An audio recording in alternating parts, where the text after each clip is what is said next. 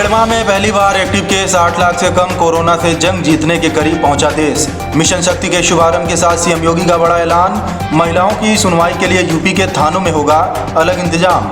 पीलीभीत में बस और पिकअप की जोरदार टक्कर, 8 की मौत, 32 घायल। शनिवार सुबह 3 बजे पूरनपुर खुटार हाईवे पर हुआ हादसा। 6 माह 25 दिन बाद खुले बांके बिहारी के कपाट। बांके बिहारी के दर्शन करने को देश भर से उमड़े भक्त। सुबह से ही मंदिर के बाहर कान्हा के भक्तों की लगी लाइनें। दिल्ली कैपिटल्स और चेन्नई के बीच मुकाबला आज। औरैया में 16 और पॉजिटिव मरीज मिले। अब तक लगभग 2400 मरीज ठीक हुए।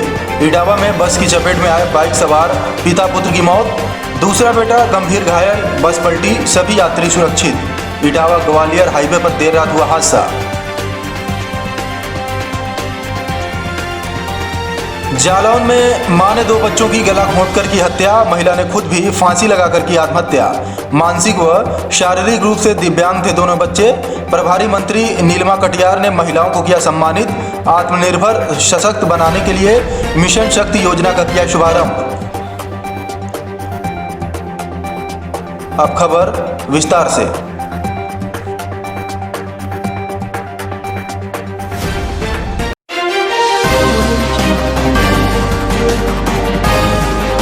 भारत कोरोना वायरस के खिलाफ जंग में मजबूती से खड़ा है। कोरोना वायरस के आ रहे नए मामलों को देखते हुए अब ऐसा लगने लगा है कि देश कोरोना से जंग जीतने के काफ़ी करीब है। इस बात की पुष्टि इसी बात से हो जाती है कि पिछले कुछ सप्ताह में कोरोना वायरस के नए मामलों में बहुत बड़ी गिरावट देखने को मिली है और एक्टिव केसों की संख्या 8 लाख के नीचे चली गई है। स्वास्थ्य मंत्रालय के मुताबिक 1.5 माह में पहली बार उपचाराधीन मरीजों की संख्या यानी कोरोना वायरस के एक्टिव केसों की संख्या 8 लाख के नीचे आई है। वहीं लगातार 9वें दिन उपचाराधीन लोगों की संख्या 9 लाख से कम हो रही है। देश में शुक्रवार को 62,104 केस आए, वहीं 70,386 मरीज ठीक हुए। देश में अब तक 65,21,000 मरीज ठीक हो चुके हैं, जबकि 7,94,000 संक्रमितों का इलाज चल रहा है। उत्तर प्रदेश, बिहार, आंध्र प्रदेश, तमिलनाडु, हरियाणा, पंजाब, झारखंड आदि ऐसे राज्य हैं जहां नेशनल एवरेज से भी ज़्यादा मरीज ठीक हुए हैं। इन राज्यों में ठीक होने वाले मरीजों की संख्या 90% से ऊपर है।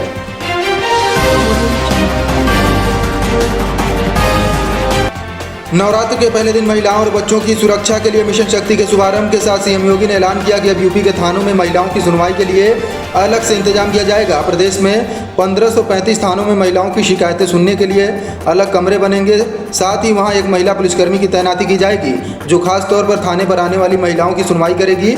महिलाओं से जुड़े मामलों में तुरंत कार्रवाई की जाएगी। महिलाओं के खिलाफ अपराध में लिप्त लोगों को कड़ा दंड भोगना होगा।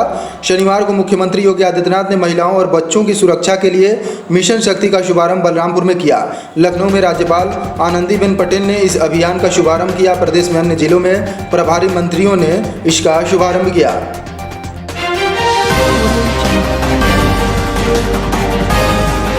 उत्तर प्रदेश के पीलीभीत में बड़ा हादसा हुआ है। पीलीभीत के पुरानपुर इलाके में बस और पिकअप की जोरदार टक्कर हुई है, जिसमें 8 लोगों की मौत हो चुकी है और 32 लोग घायल हो चुके हैं। इस बात की जानकारी पीलीभीत के एसपी ने दी। यह बस पूरनपुर खुटार हाईवे पर लखनऊ के कैसरबाग डिपो की थी, जिसकी टक्कर पिकअप से हो गई और यह हादसा हो गया। सूचना पर एसपी जयप्रकाश समेत कई थानों की पुलिस मौके पर पहुंची। रेस्क्यू कर घायलों को बाहर निकाला गया। हालात गंभीर होने पर 10 लोगों को रेफर किया गया है। हादसा शनिवार सुबह 3 बजे पूरनपुर खुटार हाईवे पर हुआ। लखनऊ के कैसरबाग डिपो की बस सवारियां लेकर पीलीभीत की ओर आ रही थी। रास्ते में सेहरा मऊ उत्तरी के समीप बस और पिकअप की जोरदार टक्कर हो गई। हादसे के बाद बस अनियंत्रित होकर पलट गई। हादसे के बाद बस और पिकअप में सवार यात्रियों में चीख पुकार मच गई।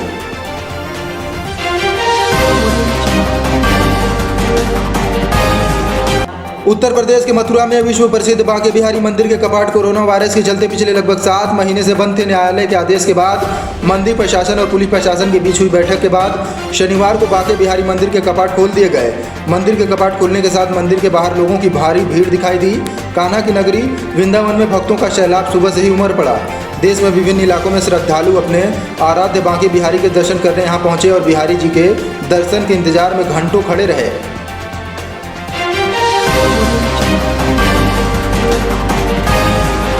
आईपीएल के 34वें मैच में आज श्रेयस अय्यर की कप्तानी वाली दिल्ली कैपिटल्स का सामना महेंद्र सिंह धोनी की अगुवाई वाली चेन्नई सुपर किंग्स से शारजाह क्रिकेट स्टेडियम में होगा। मौजूदा सीजन में दूसरी बार दोनों टीमें भिड़ेंगी। इससे पहले दिल्ली ने चेन्नई को 44 रन से हराया था। दुबई में खेले गए उस मुकाबले में दिल्ली कैपिटल्स ने चेन्नई सुपर किंग्स को सभी डिपार्टमेंट में पछाड़ा था।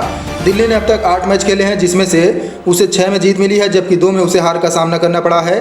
दिल्ली कैपिटल्स 12 अंक के साथ पॉइंट टेबल में टॉप पर है, जबकि सीएसके 8 में से 3 में जीत मिली है। वहीं 5 मैचों में उसे हार का सामना करना पड़ा है।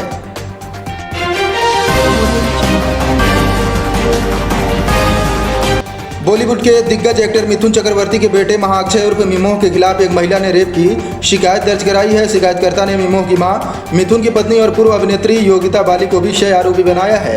शिकायतकर्ता महिला ने दावा किया है कि वह 2015 से मिमोह के साथ संबंध में थी। मिमोह ने उसे शादी करने का वादा किया और फिर इनकार कर दिया। उसने आरोप लगाया कि मिमोह ने उसे अपने घर बुलाया और जबरन ड्रिंक देकर शारीरिक संबंध बनाए। महिला ने आरोप लगाया कि जब वह गर्भवती हो गई तो मिमोह ने उसे गर्भपात के लिए मजबूर किया और जब उसने इनकार कर दिया तो उसने उसे कुछ गोलियां दी, जिससे उसका गर्भपात हो गया। महिला ने यह भी दावा किया कि जब वह पुलिस में शिकायत दर्ज करने वाली थी तो मिमोह की मां ने उसे धमकाया।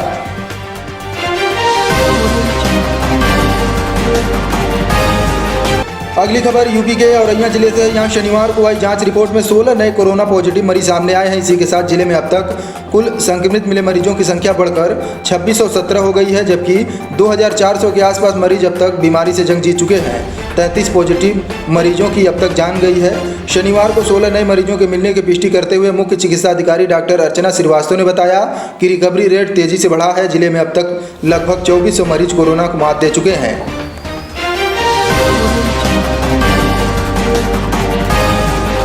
यूपी के इटावा जिले में पछाए गांव थाना क्षेत्र में देर रात सड़क हादसे में बाइक से घर जा रहे पिता पुत्र की मौत हो गई, जबकि दूसरे बेटे को गंभीर घायल अवस्था में अस्पताल में भर्ती कराया गया है। बाइक को बचाने के प्रयास में बस अनियंत्रित होकर सड़क किनारे गड्ढे में पलट गई। हालांकि बस सवार सभी यात्री सुरक्षित बताए जा रहे हैं।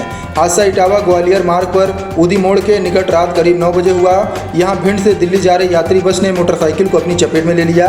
हादसे में मोटरसाइकिल सवार थाना पछाए गांव क्षेत्र के दंगलीपुरा गांव निवासी अधेड़ रामबरन की मौके पर मौत हो गई, जबकि उनके छोटे बेटे ने अस्पताल में दम तोड़ दिया।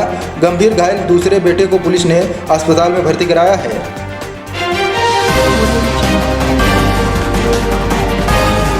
यूपी के जालौन जिले से दिल दहलाने वाला मामला सामने आया है, जहां एक मां ने अपने 2 बच्चों की गला घोंटकर हत्या कर खुद को फांसी लगा ली। घटना की जानकारी मिलते ही स्थानीय पुलिस मौके पर पहुंची और शव को कब्जे में लेकर पोस्टमार्टम के लिए भेज दिया है। घटना जालौन के 8 थाना क्षेत्र के हनुमानगढ़ी इलाके का है। घटना को महिला ने उस समय अंजाम दिया जब घर में कोई नहीं था। बताया जाता है कि महिला अपने दोनों बच्चों की स्थिति को देखते हुए परेशान थी। दोनों बच्चे मानसिक रूप से विक्षिप्त थे, इसलिए उसने इस तरह का कदम उठाया है।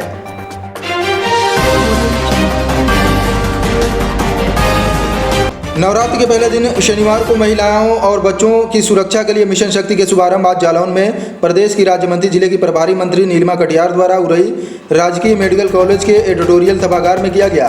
इस मिशन के तहत खासकर शोधों को सूचीबद्ध कर उनके विरुद्ध कड़ी कार्रवाई की जाएगी। मिशन शक्ति के तहत जिले भर में शोधों व मंचलों की चिन्हित कर उनकी धरपकड़ की जाएगी। इसके साथ ही सभ्य समाज के दुश्मनों की तस्वीरें चौराहों पर लगेंगी। मंत्री ने कहा कि बेटियों और महिलाओं की सुरक्षा एवं विघटनकारियों को कठोर सजा का संदेश देने के लिए अभियान शुरू किया गया है।